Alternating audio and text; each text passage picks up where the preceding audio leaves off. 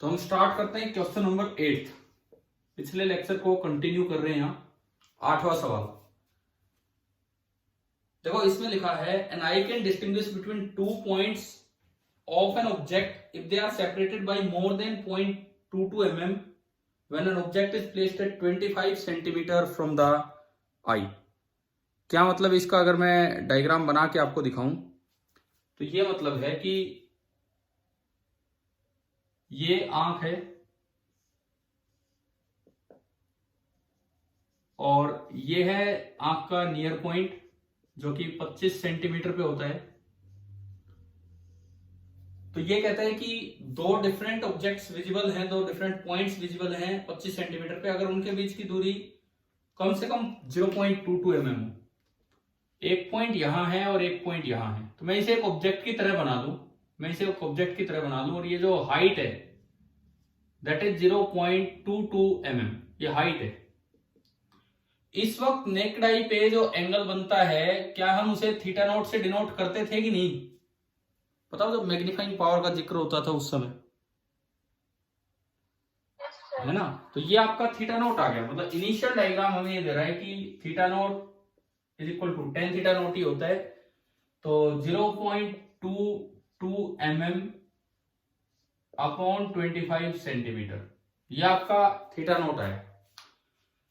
अब ये लिखता है कि अब इसी ऑब्जेक्ट को देखा गया by compound microscope having a 20 dioptre objective and 10 dioptre eyepiece. तो देखो, अब मैं इस ऑब्जेक्ट को एक माइक्रोस्कोप की मदद से देखता हूं। एक ऑब्जेक्टिव 20 डायोप्टर और एक आईपीस 10 डायोप्टर और इसके पीछे वही आई।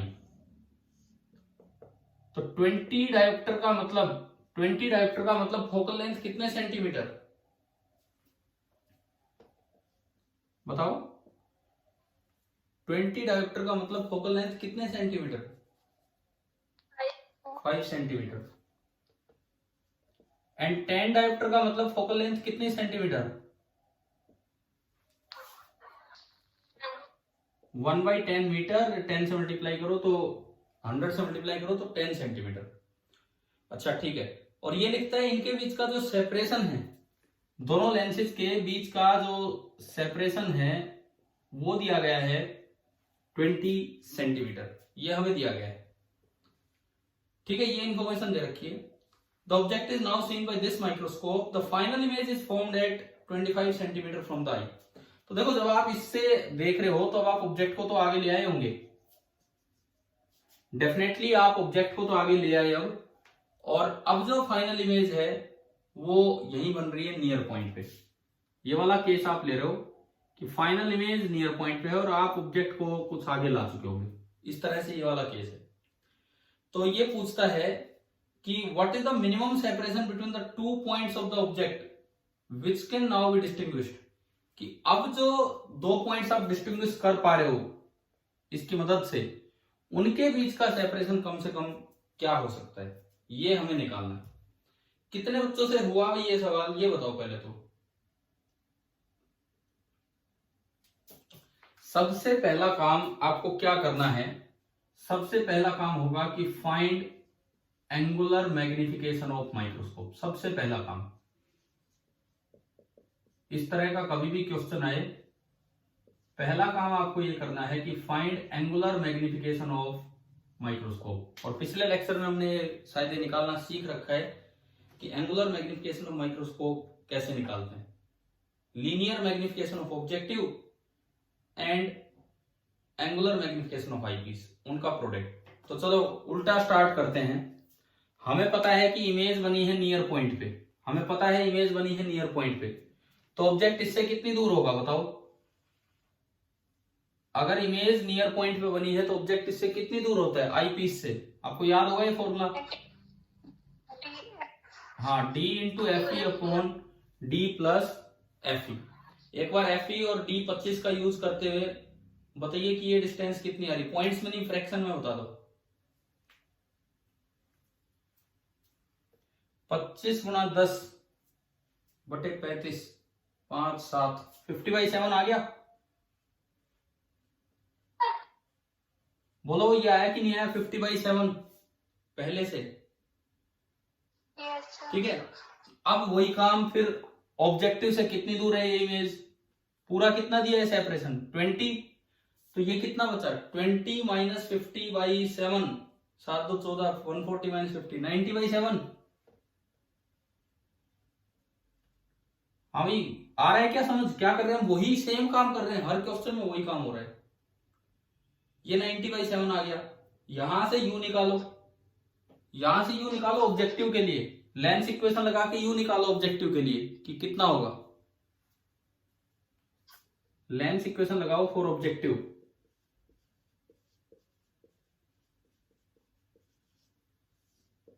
फॉर ऑब्जेक्टिव आपने लगाया 1 बाई वी, वी उसका पॉजिटिव है, 90 बाई 7, 7 ऊपर गया, माइनस 1 बाई यू, वो नेगेटिव ही आएगा, अब is equal to 1 by f, f है 5। आप भाई सिंप्लीफाई करके बताओ, फ्रैक्शन में बताओ कि u कितना आ रहा है, न्यूमरेटर डिनोमिनेटर माइनस आएगा, वो कोई बात नहीं।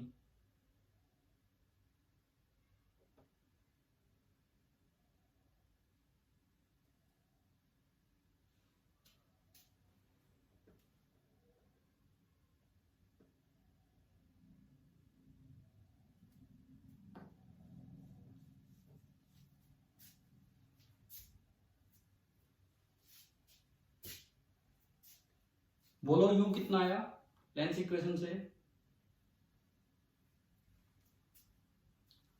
मैं करूं कि आप कर रहे हो?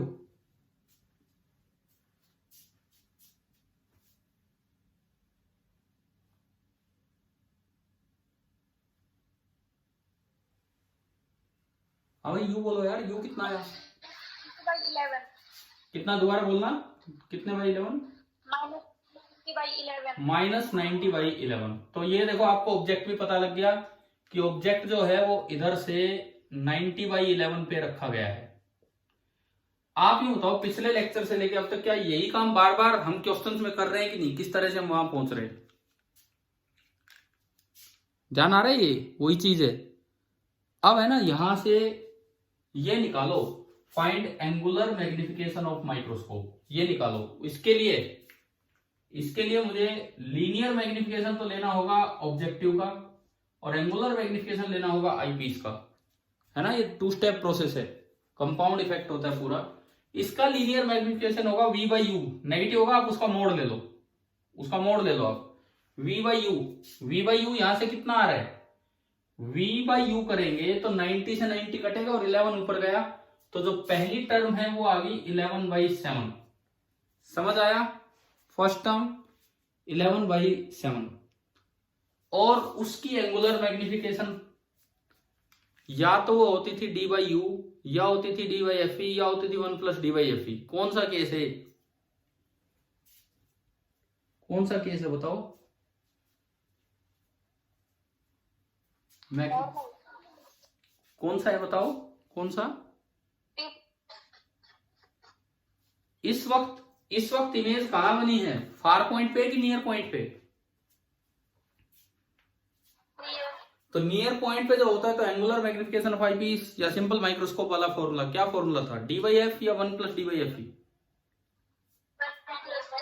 1 plus D by F E, D 25 centimetre by F E 10 centimetre, 25 by 10 2.5 plus 1, यानी कि ये आपका कितना आ गया 3.5। देखो जस्ट प्रैक्टिस बार बार कर रहे हैं, क्लासेज इन पे ले रहे हैं क्योंकि ये बहुत इंपॉर्टेंट काम है इसीलिए, और ये बिना प्रैक्टिस होते नहीं है क्वेश्चन वहां पे एग्जाम में। तो अब ये देखो 7 5 35, तो ये आया 11 इंटू 0.5, यानी कि ओवरऑल एंगुलर मैग्निफिकेशन कितना आ गया आपके पास, ओवरऑल एंगुलर मैग्निफिकेशन 5.5। पहले तो ये बताओ कल जिसने ट्राई किया क्या यहां तक हो गया था कि नहीं, क्या आपने यहां तक किया था कि नहीं किया था? ये नहीं किया कोई बात नहीं, मैं समझा तो रही हूं सर, ये वाला नहीं होगा, वो तो हो गई, बस ये वाला नहीं हुआ, कोई नहीं, उन पे भी मैं आऊंगा, डिस्कस तो मैं पूरे ही करूंगा। पहले अब ये सुनो, इस सवाल में पूछ थोड़े अलग तरीके से लिया, लेकिन एक तो ये भी काम है ना कि हमने एंगुलर मैग्निफिकेशन निकालना सीख लिया ना, आगे तो ढंग से आपकी समझ में 5.5, ठीक है। अब देखो उसका यूज ये रिजोल्यूशन टाइप क्वेश्चंस में कैसे होता है, अब मैं उस चीज पे आता हूं कि भाई आप ये चाह रहे हो कि पहले बिना लेंस के आपको ये चीज ढंग से दिख रही थी, अब लेंस की मदद से मतलब माइक्रोस्कोप की मदद से अब कितनी दूरी के पॉइंट्स आपको नजर आ जाएंगे। तो देखो एंगुलर मैग्निफिकेशन का मतलब क्या था, थोड़ा हम उसकी तरफ चले। अब मान लो मैंने एक छोटा ऑब्जेक्ट यहां रखा, छोटा ऑब्जेक्ट जो आपको अब नजर आ रहा है, उस दूरी को, ये h था, ये मैंने h डैश बोल दिया, h डैश। तो इसकी पहली बार में इमेज बनी होगी यहां, मैं डिस्टेंस से हटा दूं अब एक बार, दिख तो लिया ही आपने, मैं डायग्राम से समझाता हूं। पहली बार में जो इमेज बनी होगी वो यहां बनी होगी, तो ये दो पॉइंट ऐसे बने होंगे, ये और ये। और फिर जो दूसरी बार में इमेज बनी होगी वो नियर पॉइंट वाली लाइन पे बनी होगी, ये। तो इस ऑब्जेक्ट की ये इमेज है जो आपको विजिबल है, और इस इमेज ने जो आई पे एंगल सबटेंड कर रखा है दैट इज थीटा। इस इमेज ने आई पे जो एंगल सबटेंड कर रखा है दैट इज थीटा। ठीक है, ये कोई ऑब्जेक्ट था, ये हमें नजर आ गया और इसकी ये इमेज बनी और ये एंगल है थीटा। अब एंगुलर मैग्निफिकेशन का मतलब क्या था कि ये जो भी एंगल अब इसने सबटेंड किया है उसको मैं कंपेयर करूं किससे, ओरिजिनल एंगल थीटा नोट से।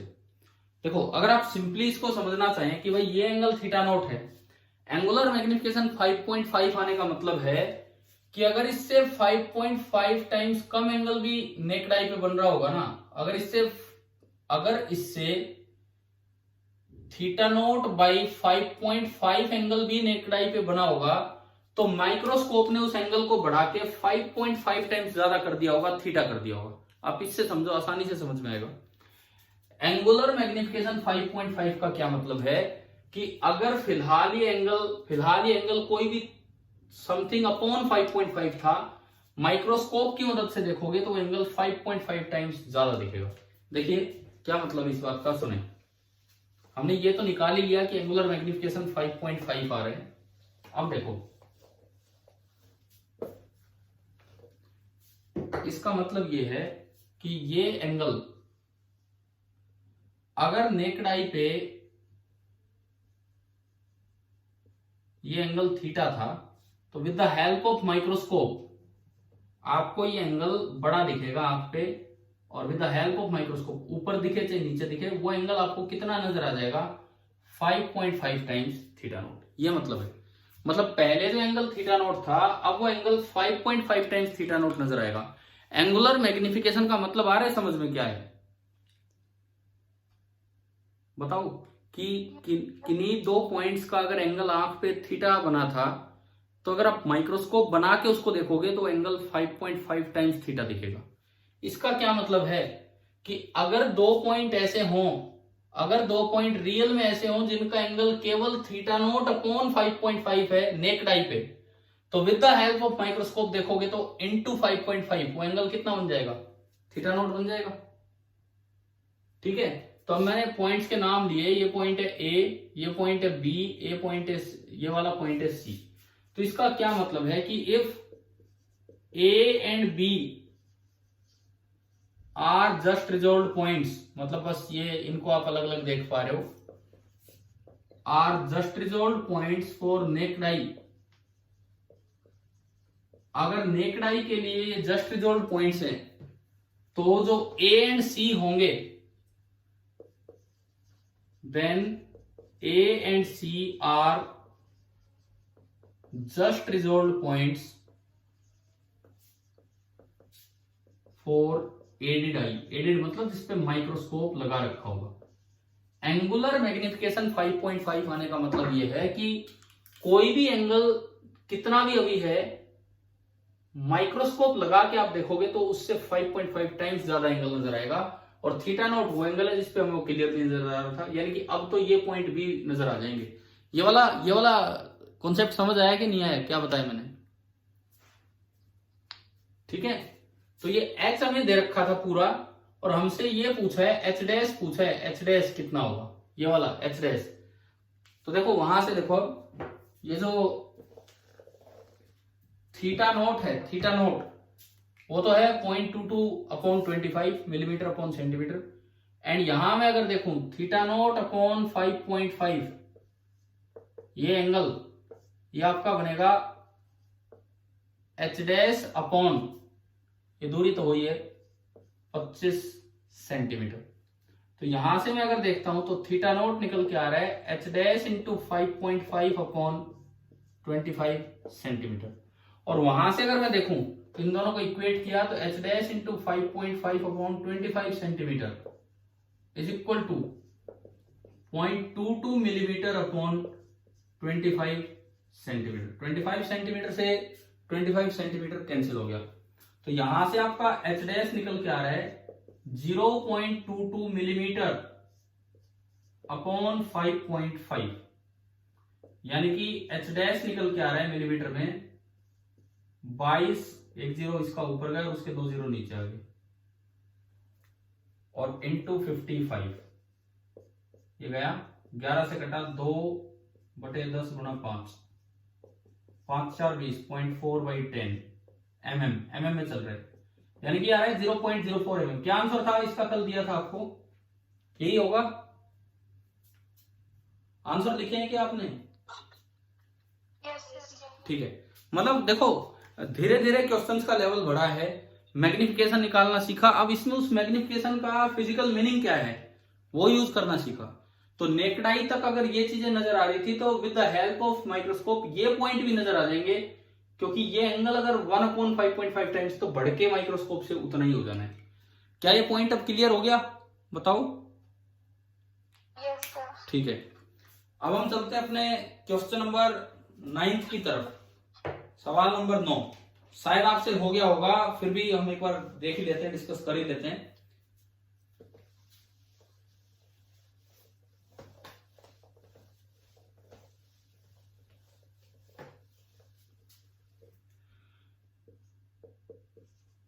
क्वेश्चन नंबर 9 हम देख रहे हैं।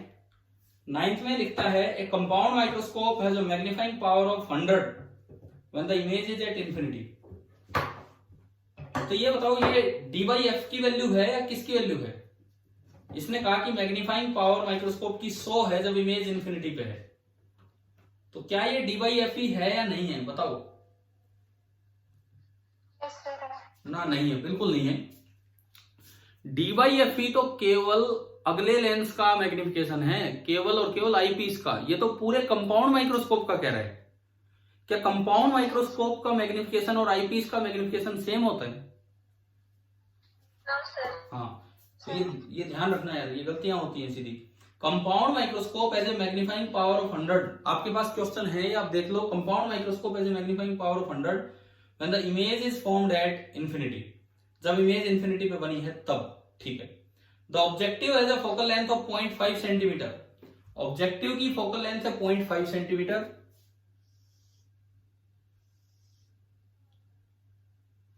ऑब्जेक्टिव की फोकल लेंथ है 0.5 centimetre and the tube length is 6.5। अब ट्यूब लेंथ के यार वैसे दो मतलब होते हैं। यहां पे इस सवाल में जो ट्यूब लेंथ का मतलब है वो है separation between both the lenses. क्या ट्यूब लेंथ का दूसरा मीनिंग पीछे आ चुका है किसी लेक्चर में?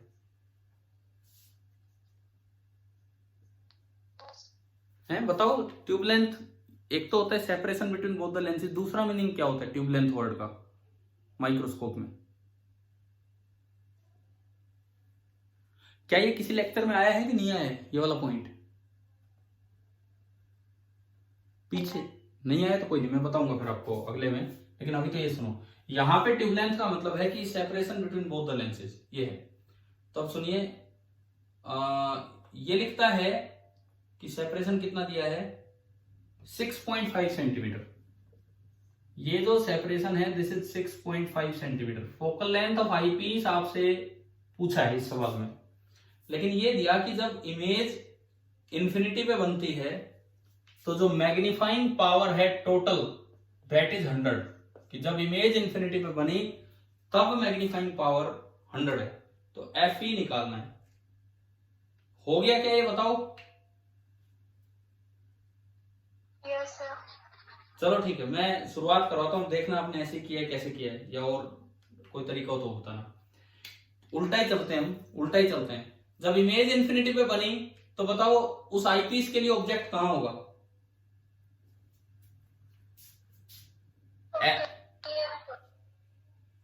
मैं दोबारा बोलता हूं, सुनो। जब इमेज इंफिनिटी पे बनी तो आईपीस के लिए ऑब्जेक्ट कहां होगा? फर्स्ट फोकस पे, यानी कि आईपीस के लिए जो ऑब्जेक्ट होगा उसकी दूरी होगी एफ ई, तब जाके आपकी इमेज बनेगी इंफिनिटी पे कहीं। क्या ये बात आ गई है कि नहीं समझ? हाँ भाई बोलो, क्लियर हुआ कि नहीं वाला पॉइंट? अगर इमेज नियर पॉइंट पे बनानी होती तो डिस्टेंस होती D F e upon D plus F E. Image far point पे मतलब इंफिनिटी पे बनवानी है तो वहां से एफ ई डिस्टेंस दूर होगी। ये पूरा है 6.5, तो इससे जो इमेज बनी होगी वो कितने पे बना?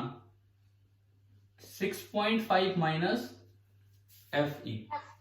ठीक है, अब एफ ई की टर्म्स में आप यू ले आओ, एफ ई की टर्म्स में आप यू ले आओ। इसके लिए इक्वेशन लगा के, लेंस इक्वेशन फॉर ऑब्जेक्टिव। काम तो नया हो ही नहीं रहा, वही सेम काम बार बार रिपीट हो रहा है, वही सेम काम फॉर ऑब्जेक्टिव। आपने लेंस इक्वेशन लगाई 1/v, v तो हमें पता है 6.5 minus f E minus 1/u। Suppose मैं कहूं कि ऑब्जेक्ट यहां कहीं रखा है और ये दूरी है u o का मोड, तो कोऑर्डिनेट नेगेटिव हो जाएगा। मैं इसलिए लिख रहा हूं ताकि वो पॉजिटिव निकल के आ जाए, बस और कुछ नहीं। पहले ही नेगेटिव ले लिया, नहीं तो u लिखते तो पॉजिटिव आता ना नेगेटिव आता अपने आप। Is equal to 1/0.5। यहां से मैं निकालूं ये मोड u o दूरी कितनी आ रही है ये निकालूं। यहां से मैं मोड u o डिस्टेंस निकालूं, कैसे आएगा? ये प्लस हो गया 1/मॉडुलस ऑफ u, ये 2 है ऊपर जाके, और ये इधर वाला माइनस आया 1.6 माइनस एफ ई। तो 1/mod u, आपने एलसीएम लिया 6.5 माइनस एफ ई, ये तो एलसीएम आया 2 into 6.5 13 minus 2 f e and minus 1, तो ये आ गया 12 minus 2 f e upon 6.5 minus f ई, ये आपका है। इसको मैंने सीधा किया तो ये डिस्टेंस आ गई, ये डिस्टेंस मेरे पास आई, उसको सीधा किया तो 6.5 minus f e upon 12 minus 2 f e. सब कुछ focal length of eyepiece की टर्म्स में आ गया, सब कुछ focal length of eyepiece की टर्म्स में आ गया। अब यार ये चीजें खुद दिमाग में है ना कि भाई इंफिनिटी पे इमेज बनी है तो फोकस पे ऑब्जेक्ट होगा, तब जाके बात बनेगी, तब आगे काम बनेगा। चलो ये हुआ यहां तक। अब आप आओ इस पे कि मैग्निफिकेशन टोटल 100 है, क्या इक्वेशन बनेगी? पहले इसका लीनियर और उसका एंगुलर। इसका लीनियर कितना? लीनियर होता है v/u। हम मोड़ लेते हैं, हम मोड़ लेते हैं, हम नेगेटिव साइन नहीं लगाएंगे क्योंकि उसमें कहीं नेगेटिव नहीं लिख रखा, वैसे तो नेगेटिव होता है ओवरऑल मैग्निफिकेशन। तो v/u, बस ये डिस्टेंस लो तो देखो 6.5 माइनस एफ ई बाई ये वाली distance divided by 6.5 minus f E into 12 minus 2 f ई। ये तो आ गया पहले का लीनियर मैग्निफिकेशन, इंटू दूसरे का बोलो भाई डी बाई एफ ई की 1 plus D by F E. हाँ D by F E, D 25 centimetre upon F E is equal to, question में कितना दिया है मैग्निफिकेशन? 100। 25 से गया 4, एफ ई को ये भी कट गया पूरा, ये देखो, तो ये ऊपर से 2 कॉमन आ रहा है, 2 into 6 minus f E is equal to 4 f e. 2 से ये 2 आया, 6 minus f E is equal to 2 f e. यहां से आ गया 6 is equal to 3 times f e and f e आया 2 सेंटीमीटर। ये आपका निकल के आ गया, यही आंसर दिया होगा इसका, है ना कल? अच्छा अब ये बताओ, ये कितने बच्चों ने सही किया था ये वाला सवाल?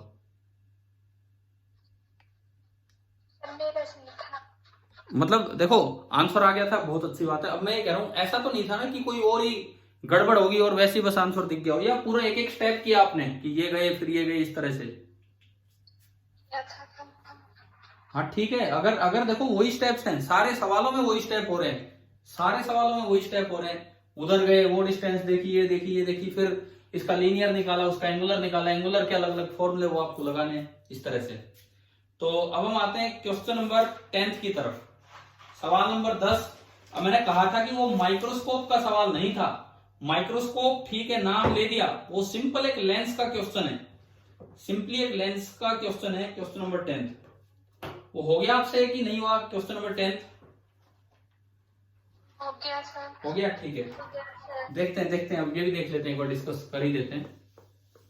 अच्छा सवाल है, लेंसेज का है, लेकिन वो माइक्रोस्कोप का कोई खास यूज है नहीं उसमें।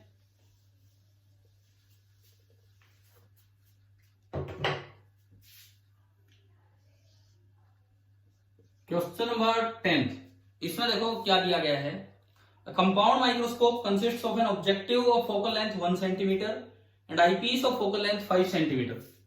आपको यह दिया है कि एक ऑब्जेक्टिव है जिसकी फोकल लेंथ है 1 सेंटीमीटर, ठीक है, और एक आईपीस है जिसकी फोकल लेंथ है 5 सेंटीमीटर, ये दिया गया है। An object is placed at a distance of 0.5 centimeter from the objective. Objective से एक ऑब्जेक्ट को 0.5 सेंटीमीटर पे रखा गया है, ठीक है। आगे लिखता है what should be the separation between the lenses. ये लेंसेज के बीच का सेपरेशन, मान लो मैं इसे L से डिनोट करूं तो ये L मुझे बताना है क्या होगा। So that the microscope projects an inverted real image of the object on a screen 30 centimeter behind the eyepiece. 30 centimetre behind the eyepiece. देखो फाइनल इमेज तो कहीं और ही बननी है, आंख वाँख का तो कोई रोल ही नहीं है इस पर। यहां एक स्क्रीन होगी, इस स्क्रीन पे आपको एक रियल एंड इन्वर्टेड इमेज मिली है। इस स्क्रीन पे आपको एक रियल एंड इन्वर्टेड इमेज मिली है। तो माइक्रोस्कोप तो एक वर्ड आ गया है यहाँ पे, आपको बस ये बताना है कि ये L कितना होगा। तो लेंसेज का क्वेश्चन है, 2 बार रिफ्रैक्शन करवाना है केवल। सबसे पहले फर्स्ट रिफ्रैक्शन एट ऑब्जेक्टिव, उससे भी बताओ कितना आया। फर्स्ट रिफ्रैक्शन एट ऑब्जेक्टिव अगर मैं लूं तो उससे अगर मैं V देखना चाहूं, V कितना आएगा वो देखते हैं। कैसे निकालें? U ऑब्जेक्टिव के लिए U कितना? -0.5। ऑब्जेक्टिव के लिए फोकल लेंथ 1 सेंटीमीटर। लगाओ जी lens equation, 1/v minus 1/- -0.5 is equal to 1/1। ये 2 हो गया। 1/v प्लस, हाँ 1/v इज इक्वल टू -1, और you can say v is equal to -1 centimetre. तो देखो अभी तक आपने जितने भी माइक्रोस्कोप के क्वेश्चन लिए, सब में पहली बार में रियल इमेज बनती थी। ये वो सवाल है माइक्रोस्कोप का जिसमें पहले ही लेंस ने रियल नहीं बल्कि कैसी इमेज बनवा दी है? वर्चुअल। तो ये माइक्रोस्कोप का काम नहीं कर रहा है, बस ये लेंसेज की तरह है और एक सवाल बना के दिया है, एक प्रोजेक्टर की तरह यूज किया जा रहा है, प्रोजेक्टर की तरह। तो पहली इमेज जो बनेगी वो यहां कहीं बनेगी। और रियल ऑब्जेक्ट की ये कैसी इमेज है? वर्चुअल है कि रियल है? ये वर्चुअल इमेज है। कैसी इमेज है? वर्चुअल है ना, इधर बनी। तो रियल ऑब्जेक्ट की वर्चुअल इमेज तो सीधी बनेगी और इससे डबल साइज की बनेगी। तो ये आपकी बनी 1 सेंटीमीटर दूर ये इमेज। तो अगर मैं पूरा देखूं वहां से डिस्टेंस, तो ये होगी 1 + L। अगर मैं आईपीस से देखता हूं, क्योंकि ये अब ऑब्जेक्ट का काम करने वाली है आईपीस के लिए, तो आईपीस के लिए दूरी होगी 1 + L। अब मैं चलता हूं आईपीस की तरफ। अब हम चल रहे हैं आईपीस की तरफ। तो आईपीस में देखिए, बोलो आप U कितना आईपीस के लिए? इस डायग्राम से यह है ऑब्जेक्ट आईपीस के लिए, U कितना बोलो? अरे बोलो -1 + L सेंटीमीटर। आ गया कि नहीं? समझ आ गया सभी को कैसे लिखा U? V कितना आईपीस के लिए? 30 सेंटीमीटर। प्लस का 30 सेंटीमीटर आगे की तरफ, +30। और F इसका है 5 सेंटीमीटर। एक बार इसके लिए लगा दो इक्वेशन, 1/v मैं यहां फिर से इक्वेशन लगा रहा हूं, 1/30 माइनस माइनस प्लस हो जाएगा, 1/u is equal to 1/f। एक लेंस की तरह आपने इसे सोल्व किया। अब अगर मैं इस इक्वेशन को सोल्व करूं तो 1/1 plus l that is equal to 1/5 minus 1/30। 1/1 plus l is equal to LCM लिया 36 माइनस 1 यानी कि 5/30 यानी कि 1/6।